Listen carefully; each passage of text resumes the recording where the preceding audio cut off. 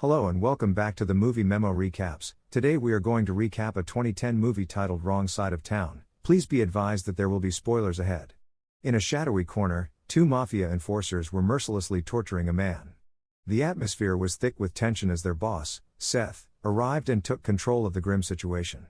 The man was accused of pilfering illegal goods from Seth's operation, a charge he vehemently denied, pleading his innocence repeatedly. Yet, Seth, unmoved by his cries, escalated the brutality. In a moment of desperation, the man finally broke down. He confessed, begged for mercy, and offered to repay every cent in cash. But Seth's heart was as cold as ice.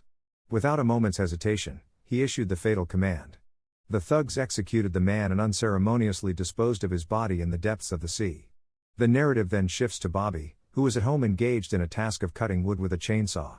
When the machine malfunctioned, he didn't let it deter him. Instead, he executed a swift karate move to split the log effortlessly. Just then, his wife Dawn called out to him. Their daughter, Brianna, was playfully floating in the pool. Bobby sprang into action and dove in after her, only to discover it was all a harmless prank. Brianna resurfaced, giggling at her father's startled reaction. The family shared a moment of relief and laughter, their bond evident.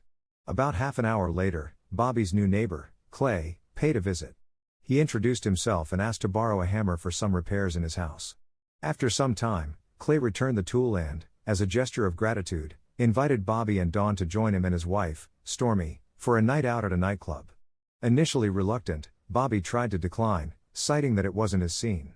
However, Dawn shot him a look that conveyed her eagerness for an evening away from routine, prompting him to agree with a smile at the prospect of a fun night. As darkness fell, Bobby and Dawn set off with Clay and Stormy, leaving Brianna safely at home. This outing was meant for adults. At the club, they quickly immersed themselves in the vibrant atmosphere, dancing and laughing alongside their new friends. After some time on the dance floor, they took a break to enjoy food and drinks together. Meanwhile, in a VIP lounge, a young man named Ethan flipped through a magazine absent-mindedly. He was Seth's son, the very same ruthless Mafia boss from earlier, and this club was part of their family's illicit empire. When Seth entered the lounge, he chastised Ethan for wasting time and demanded he take charge of the venue. Ethan nodded dutifully but reverted to his carefree lounging the moment his father left. Back at Bobby and Clay's table, the two men engaged in light conversation while their wives stepped away to freshen up. Dawn was the first to return, while Stormy lingered behind to adjust her makeup. On her way back, Dawn unexpectedly encountered Ethan. Driven by his twisted desires, he attempted to corner her. She tried to evade him, but he seized her arm and forcibly pulled her into his private room. "I like it rough," he taunted with an unsettling grin. "No. Get off me." "Ah. Oh my God. Please," she cried out in terror. At that moment, Stormy returned to the table. Bobby asked where Dawn had gone, and Stormy replied that she thought Dawn had already come back. A sense of unease washed over Bobby as he sensed something was amiss. He immediately sprang up to search for his wife. He checked the restroom but found no sign of her and then pushed through the crowded dance floor, scanning every face in search of Dawn. Suddenly, his heart dropped as he heard her scream from behind a closed door. Without hesitation, Bobby charged toward the sound, ready to confront whatever danger awaited inside. Clay and Stormy trailed closely behind, their faces etched with fear. Bobby burst through the door, only to be met with a horrifying sight. Ethan was assaulting Dawn. In a surge of adrenaline, Bobby yanked Ethan away and hurled him aside. Enraged, Ethan brandished a knife and lunged at Bobby. In the ensuing struggle, Bobby managed to twist Ethan around, causing him to stumble back onto the sofa, where the blade plunged into his own body, killing him instantly. Clay stood frozen, the gravity of the situation crashing down on him as he realized the truth. Ethan was Seth's only son. They had unwittingly plunged themselves into a perilous situation. Meanwhile, Seth was preoccupied with sealing a corrupt deal with Police Chief Briggs. Just as their transaction concluded, Seth received the devastating news of his son's death from a knife wound. Panic surged through him as he raced to the nightclub. Upon seeing Ethan's lifeless body, Seth collapsed in anguish, but sorrow quickly morphed into a seething rage. Tears streamed down his face as he vowed to hunt down whoever was responsible and make them pay dearly.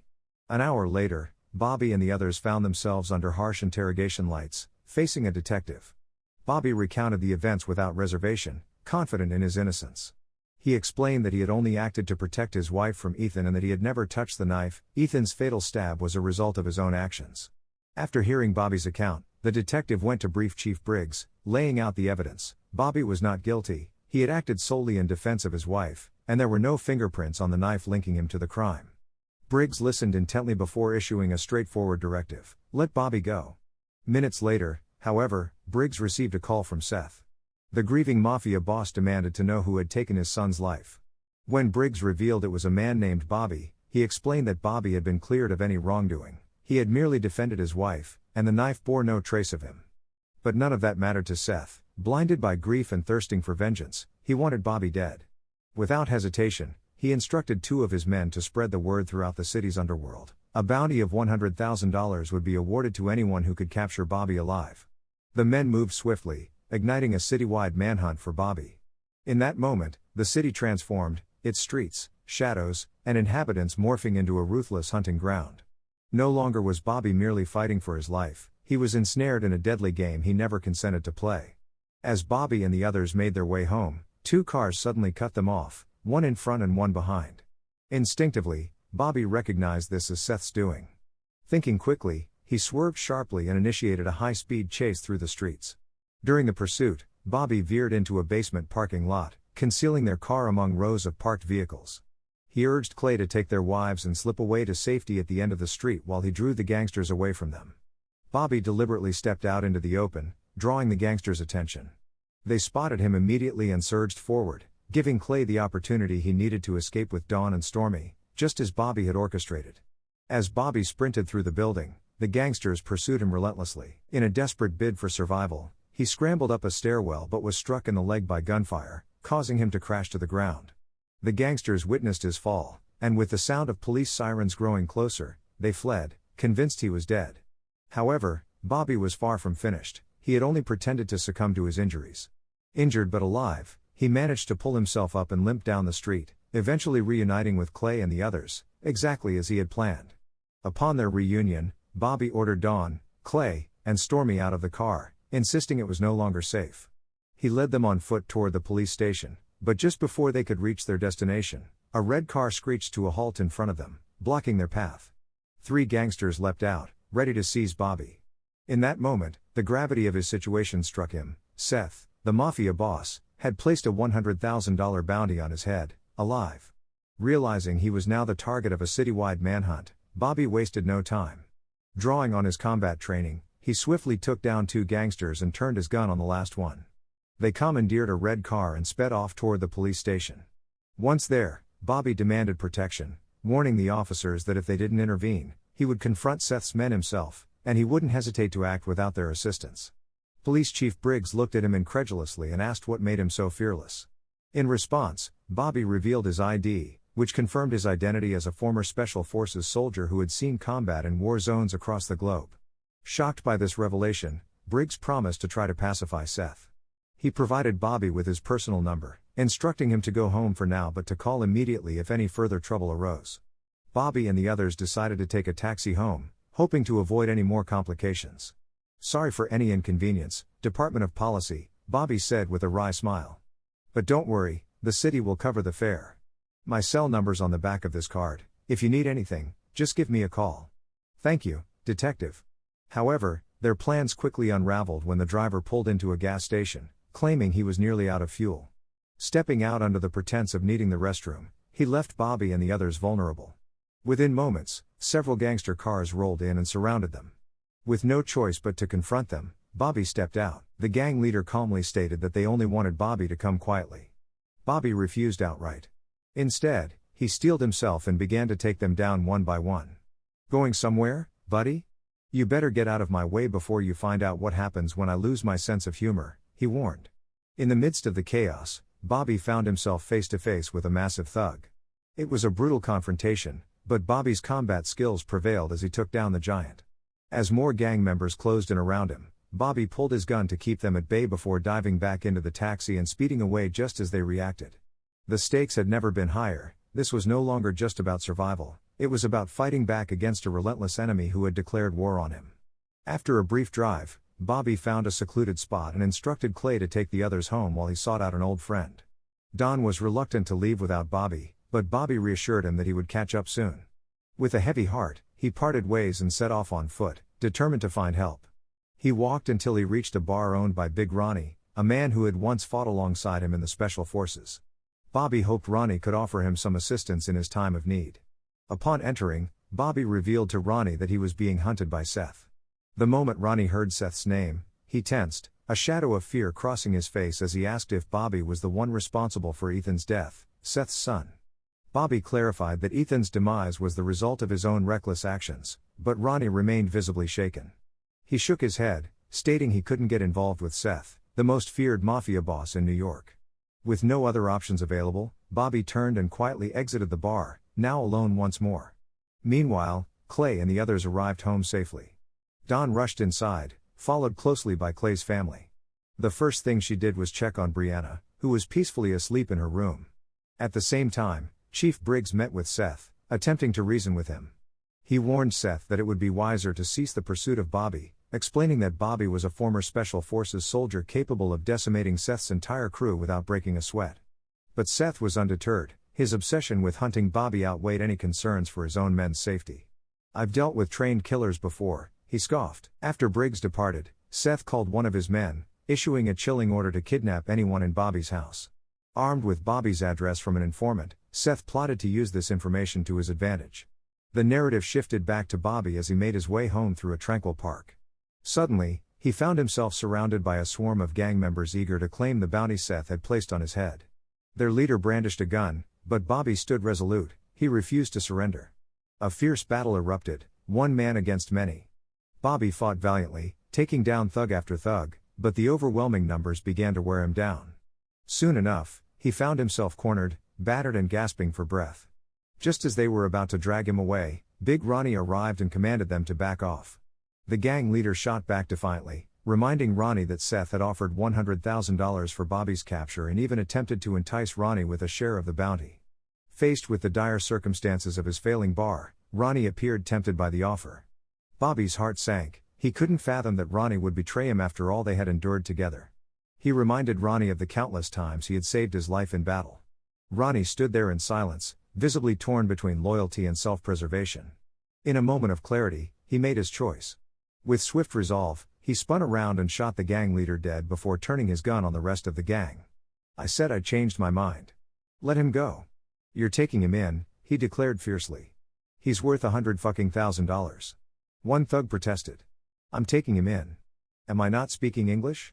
I said I'm taking him in." Terrified, they fled without putting up a fight. Before parting ways, Ronnie expressed his regret for nearly allowing greed to cloud his judgment. Bobby reassured him that it was okay and thanked him for stepping up when it truly mattered. Soon after, Bobby returned home, finding Donna peacefully asleep. He quietly checked on her before heading to the bathroom to tend to his wounds. When he returned to the bedroom, however, shock coursed through him as he discovered Donna's mouth gagged and her hands bound. Ripping off the gag, he was met with tears as she revealed that Seth had taken Brianna, demanding Bobby come alone to the docks under the bridge if he ever wanted to see his daughter alive again. Without hesitation, Bobby suited up in his combat gear, armed himself, and set out that very night, resolute in his mission to confront Seth and his crew once and for all. After Bobby left, Donna called Chief Briggs, recounting everything that had transpired. Briggs raced to the docks, desperate to reach Bobby before it was too late. Upon arrival, he pleaded with Seth to release Brianna, emphasizing that she was just a child. He argued once more that Ethan's death was Ethan's own doing, not Bobby's fault. Seth retorted with scorn, questioning why a corrupt cop would care about a child. Briggs admitted his own flaws but insisted he couldn't stand by and watch this unfold. He had a daughter the same age as Brianna. For a fleeting moment, Seth appeared to relent, telling Briggs to take the girl. But in an instant, he pulled his gun and shot Briggs dead right before Brianna's eyes. Moments later, Bobby arrived and wasted no time taking down several guards as he advanced toward Seth and his two men holding Brianna hostage. He issued a stern warning, "Let her go or face certain death." Trembling with fear, Seth backed off and released her. Bobby swiftly grabbed Brianna, and they dashed toward his motorcycle. Just as they reached it, Bobby spotted two of Seth's men pursuing them. Thinking quickly, he hid Brianna inside a trash bin and ran off to draw the men away, igniting a tense chase through the docks. The pursuit culminated on the east side, where more of Seth's men closed in, forcing Bobby into a brutal fight. It seemed as though he might be overwhelmed when Big Ronnie appeared, tipping the scales in Bobby's favor. However, unbeknownst to them, Seth discovered Brianna's hiding place. Back on the docks, Bobby and Ronnie confronted Razor, Seth's top enforcer, who stepped forward for a showdown. Ronnie urged Bobby to pursue Brianna while he held Razor at bay. Bobby agreed and sprinted away. In the ensuing confrontation, Razor soon found himself cornered and chose flight over continued combat. Ultimately, Bobby made it back to the trash bin where he had hidden Brianna, but it was too late. Seth was already there, holding her hostage. Bobby demanded to know why Seth was doing this, insisting he hadn't killed Ethan.